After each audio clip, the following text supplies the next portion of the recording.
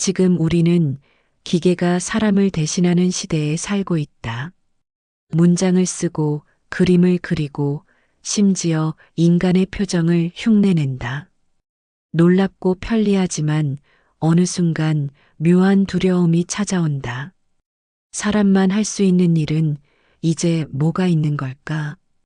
이 질문 앞에서 우리는 인간이 가진 본질적인 힘을 돌아보게 된다.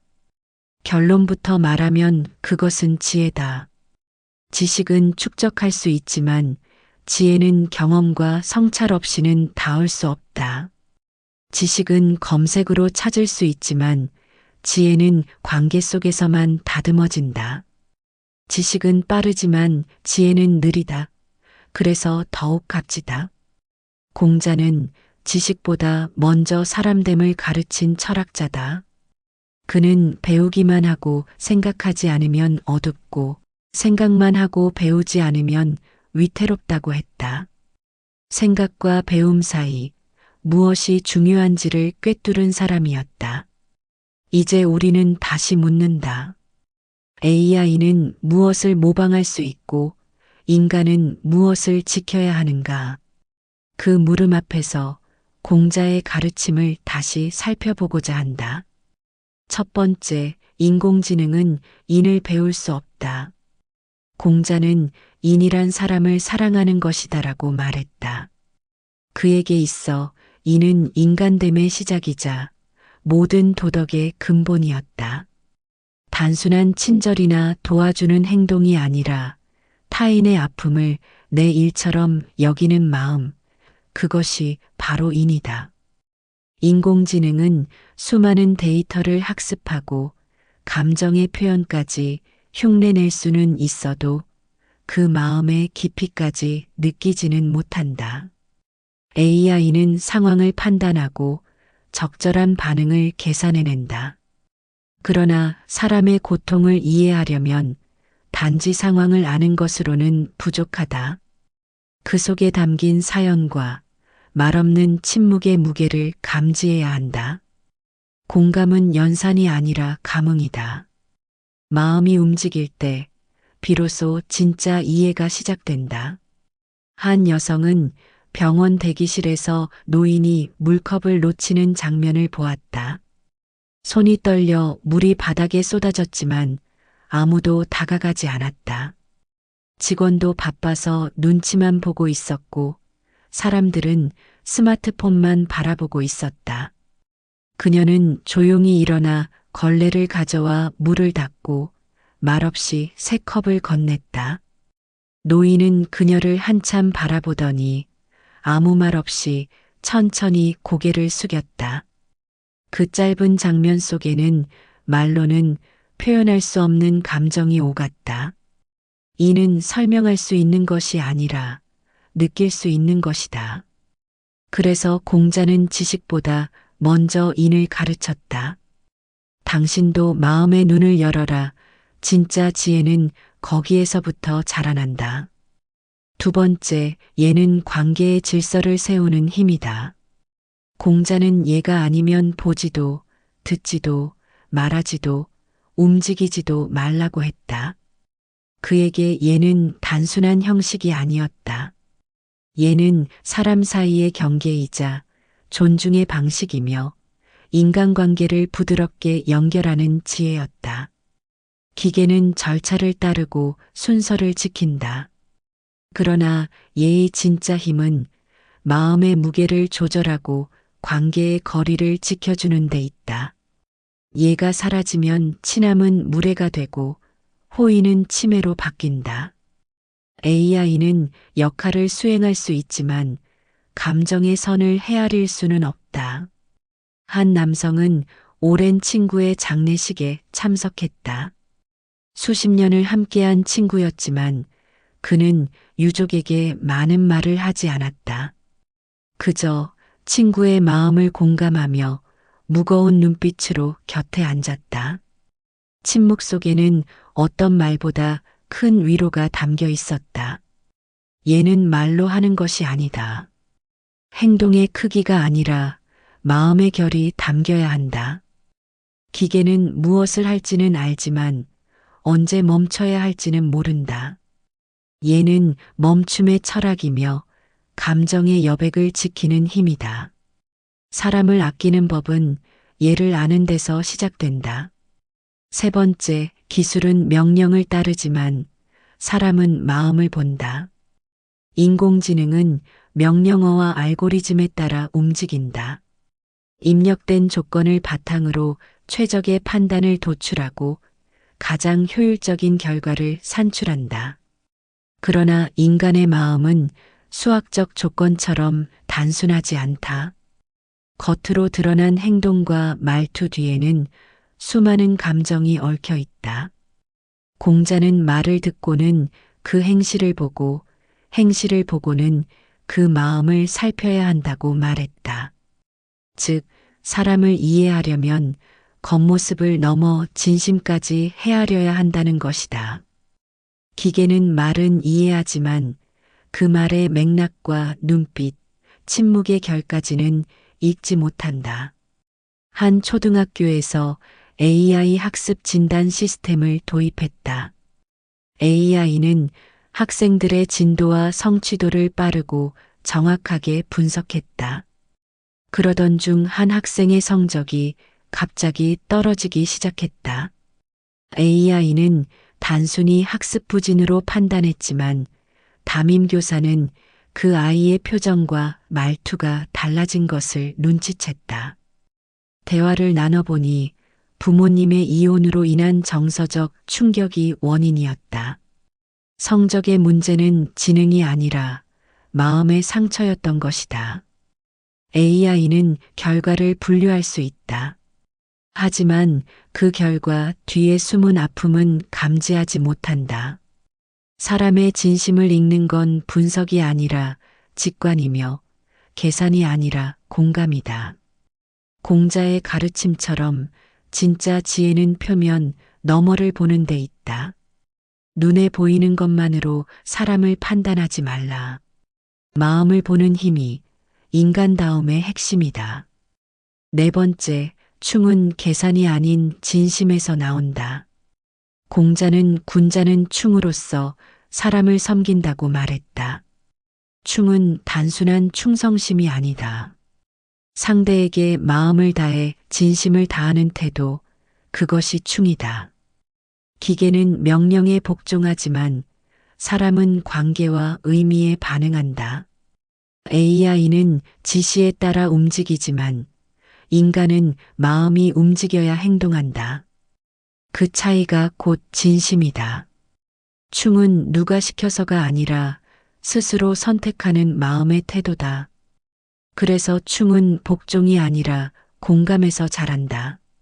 한 남성은 작은 인쇄소를 운영하며 오랜 거래처와 신뢰를 쌓아왔다.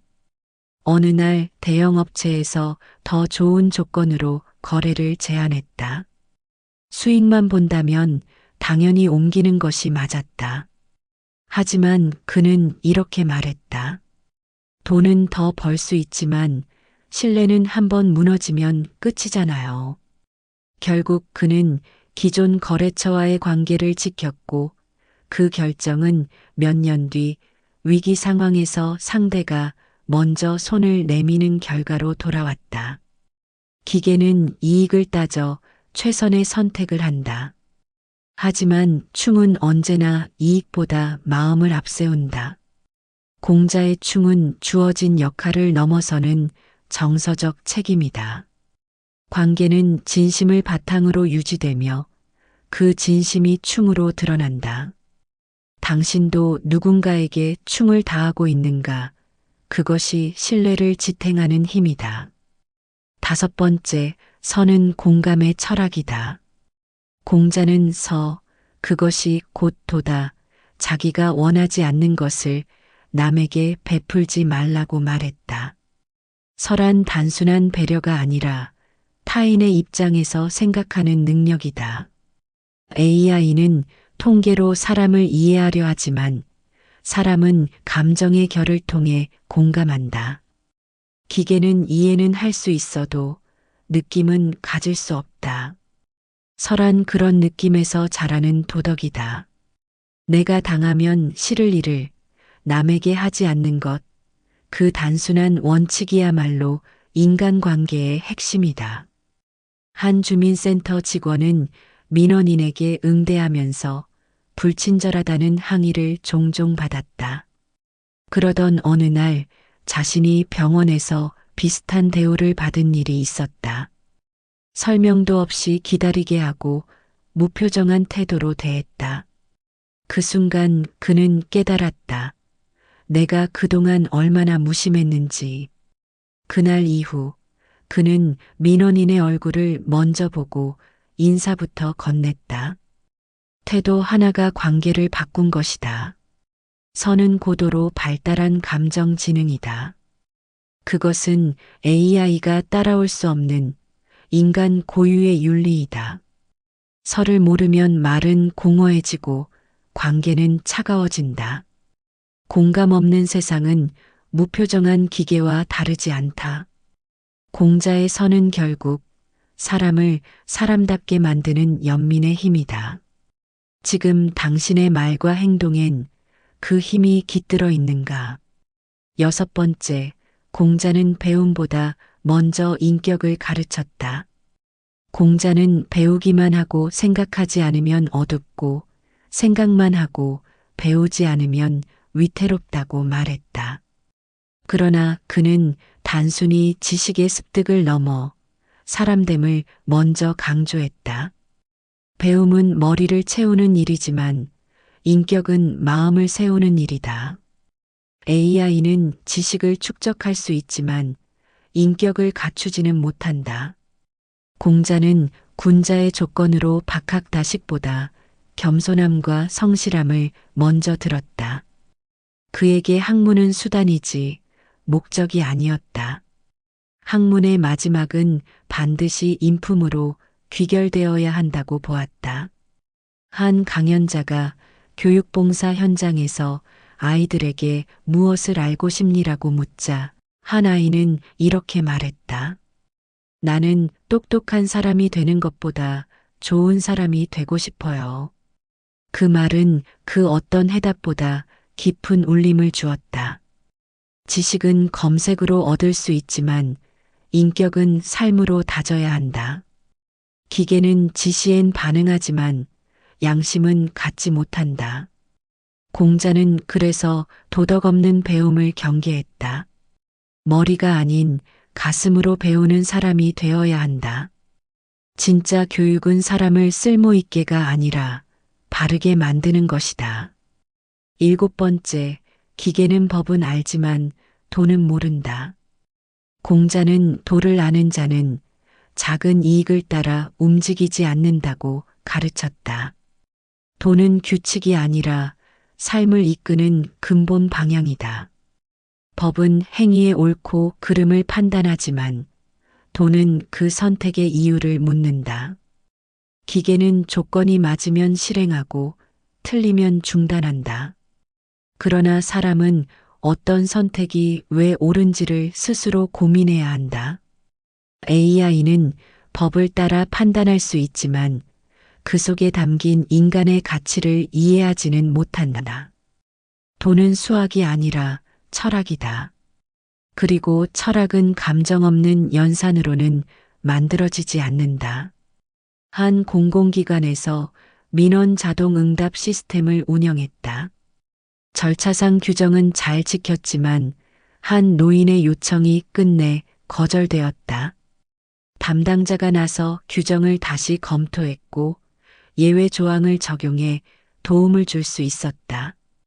법은 기준이지만 도는 사람을 향한 것이다.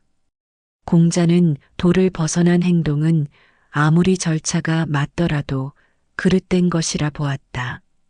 AI는 정답을 고르지만 사람은 바름을 택한다. 당신은 지금 맞는 일을 하고 있는가, 바른 일을 하고 있는가? 그 차이를 아는 것이 도이다. 8번째, 관계의 깊이는 정서로 결정된다. 공자는 사람은 가까이 할 수는 있어도 경계하지 않으면 가벼워진다고 말했다. 그는 인간관계를 기술이 아닌 정서의 깊이로 보았다. AI는 관계를 분석할 수는 있지만 감정의 결까지는 파악하지 못한다. 사람 사이의 신뢰와 온도는 말이나 행동보다 눈빛과 분위기 속에 깃든다. 기계는 대화를 이어갈 수 있어도 침묵을 이해하지는 못한다. 정서는 그 사이를 채우는 보이지 않는 흐름이며 관계의 본질을 결정짓는다. 공자는 그래서 예와 인을 통해 관계를 다듬는 법을 먼저 가르쳤다. 한 지역 커뮤니티에서 주민 상담을 AI 시스템으로 전환했다. 처음엔 빠르고 편리하다는 반응이 많았다. 하지만 곧 민원이 늘고 불만이 쌓였다. 주민들은 답은 정확한데 위로가 없다고 말했다. 결국 다시 사람이 상담해주는 창구가 복구되었다. 관계란 감정이 오가는 공간이다. 정서가 빠진 소통은 정보만 주고받을 뿐 신뢰는 자라지 않는다. 공자는 말의 수보다 마음의 결을 살피라 했다. 기술로는 연결될 수 있어도 공감 없이 이어질 수는 없다. 사람을 이해하려면 정서를 이해하라. 그것이 진짜 관계의 시작이다. 9번째, 지혜란 기억이 아니라 판단이다. 공자는 지혜로운 자는 의심하지 않으며 인을 아는 자는 근심하지 않고 용기 있는 자는 두려워하지 않는다고 말했다. 그가 말한 지혜는 단순한 박식함이 아니었다. 지혜는 상황을 꿰뚫고 옳은 방향을 선택할 수 있는 판단력에서 비롯된다. AI는 수많은 정보를 저장하고 정답률을 높일 수 있다. 하지만 지혜는 정답을 맞추는 능력이 아니라 맥락을 읽는 통찰에서 자란다. 기억은 데이터지만 판단은 사람의 고유한 권한이다. 공자는 그래서 늘 무엇이 바른가를 먼저 물었다. 한 노인이 병원을 찾아와 기본 검사를 받았다. AI 기반의 진단 결과엔 별다른 이상이 없다고 나왔지만 의사는 노인의 말투와 걸음걸이, 눈빛에서 미묘한 변화를 감지했다. 직접 촉진과 문진을 통해 재검을 요청했고 조기 뇌경색이 발견되었다. 정답은 데이터에 없었다. 그것은 오직 경험과 직관, 사람만이 가진 감각에서 나온 판단이었다. 기억은 흉내낼 수 있지만 판단은 모방할 수 없다. AI는 논리를 따르지만 사람은 양심을 따른다. 공자의 지혜는 결국 깨달음의 실천이었다. 정답을 외우는 사람이 아니라 바른 결정을 내릴 줄 아는 사람, 그 사람이야말로 지혜로운 사람이다.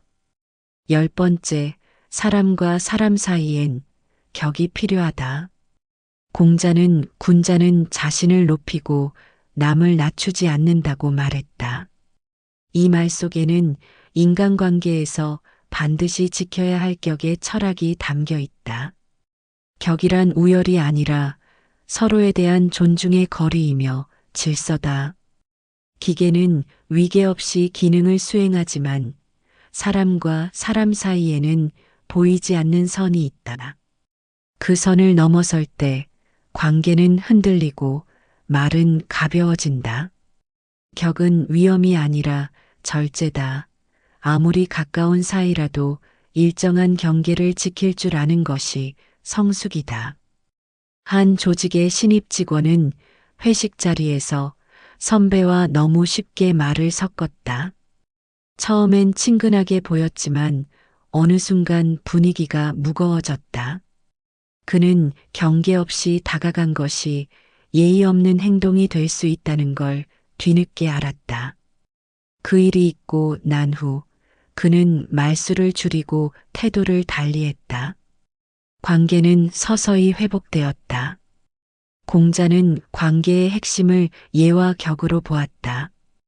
AI는 명령어 앞에서 누구든 동일하게 반응하지만 사람은 그렇지 않다. 나인 역할, 거리마다 다른 온도를 지녀야 한다. 격을 지킨다는 것은 남을 낮춘다는 뜻이 아니다. 오히려 서로를 존중하기 위한 지혜다. 가까움에도 예가 있고 친함에도 경계가 있다. 11번째, 공자의 인생 교육은 결국 사람됨이었다. 공자는 배우고 때때로 익히면 또한 기쁘지 아니한가라고 말했지만 그가 진정으로 강조한 것은 지식보다 사람됨이었다. 그에게 학문은 성품을 닦는 도구였고 도덕은 삶의 중심축이었다. AI는 수많은 지식을 빠르게 전달할 수 있지만 인격을 형성하지는 못한다. 교육의 목적이 단지 알게 하는 것에 머문다면 인간의 교육은 기계와 다를 바 없다. 공자의 가르침은 언제나 사람을 어떤 존재로 만들 것인가에 초점이 있었다. 한 아버지는 자녀에게 수학 문제를 가르치다 답을 맞히자 칭찬했다. 그러나 아이가 친구를 놀리는 모습을 보고는 단호하게 말했다. 문제는 맞췄지만 마음은 틀렸구나. 그날 이후 아이는 착한 게 더 어렵다는 말을 자주 하게 되었다. 공자의 교육은 머리를 채우는 것이 아니라 마음을 바로잡는 일이었다. 그는 지식을 도구로 삼아 사람을 빚었다. AI가 아무리 똑똑해도 사람을 바르게 세우지는 못한다. 교육의 마지막은 언제나 사람이다. 그리고 그 사람됨이 세상을 변화시키는 진짜 힘이다. 12번째, 인간의 지혜는 모방이 아닌 깨달음이다. 공자는 아는 것을 안다고 하고 모르는 것을 모른다고 하는 것이 참으로 아는 것이다라고 말했다. 그가 말한 배움은 단순한 흉내가 아니었다. 진정한 지혜는 외형을 따라하는 것이 아니라 스스로 깨닫고 실천하는 데서 비롯된다. AI는 무엇이든 모방할 수 있다. 글을 쓰고 그림을 그리고 대화를 흉내내지만 그 바탕엔 경험도 자각도 없다. 기계는 학습하지만 인간은 각성한다. 그리고 그 각성은 삶을 바꾸는 내면의 힘이다. 한 청년은 공자의 말을 흥미롭게 여기고 온라인 강의를 통해 논어를 공부했다. 하지만 어느 날 어머니에게 짜증을 내고서 스스로를 돌아보며 말했다. 내가 배운 게 다 무슨 소용이지? 진짜 문제는 나 자신인데. 그때 그는 처음으로 공자의 가르침이 지식이 아닌 거울임을 깨달았다. 지혜는 따라하는 데서 끝나지 않는다. 스스로 부딪히고 질문하고 고요히 돌아볼 때 생겨난다. 공자는 사람마다 배움의 길이 다르다고 보았고 그 다름을 존중했다. AI는 정답을 복제하지만 사람은 깨달음으로 진화한다. 흉내낸 삶은 얕고 성찰한 삶은 깊다. 지혜는 언제나 안다가 아니라 깨어난다에서 시작된다. 기술은 인간의 많은 역할을 대체하고 있다. AI는 이제 정보를 가공하고 판단을 내리며 때로는 인간보다 더 빠르게 답을 찾아낸다. 그러나 우리는 반드시 기억해야 한다. 지혜는 속도의 문제가 아니라 방향의 문제다. 공자는 지식을 중요하게 여긴 사람이다. 그러나 그는 더 본질적인 것을 보았다. 사람됨, 그것이 모든 가르침의 시작이자 끝이었다. 지식은 어디에나 있지만 사람다움은 훈련되지 않으면 쉽게 무너진다. 공자는 인과 예, 충과 서, 도와 격을 통해 사람이 어떤 마음으로 살아야 하는지를 끊임없이 묻고 가르쳤다. AI는 감정을 계산하고 관계를 모방하며 말의 흐름을 흉내낼 수 있다. 그러나 그것은 어디까지나 재현이지 깨달음이 아니다. 기계는 시키는 일을 하지만 인간은 의미를 따진다. 기계는 잊지 않지만 인간은 용서한다. 기계는 배우지만 인간은 성찰한다. 우리가 지켜야 할 것은 기술의 속도를 좇는 것이 아니라 그 속에서 길을 잃지 않는 인간의 중심이다. 공자의 철학은 단지 과거의 가르침이 아니다. AI 시대를 사는 오늘의 우리에게도 더더욱 절실한 나침반이다. 공자가 말한 도는 먼 곳에 있지 않다. 마음을 살피고 관계를 지키며 자신을 성찰하는 그 일상 속에 있다. AI가 아무리 발전해도 결코 대체할 수 없는 한 가지, 그것은 바로 사람의 지혜이다. 시청해 주셔서 감사합니다.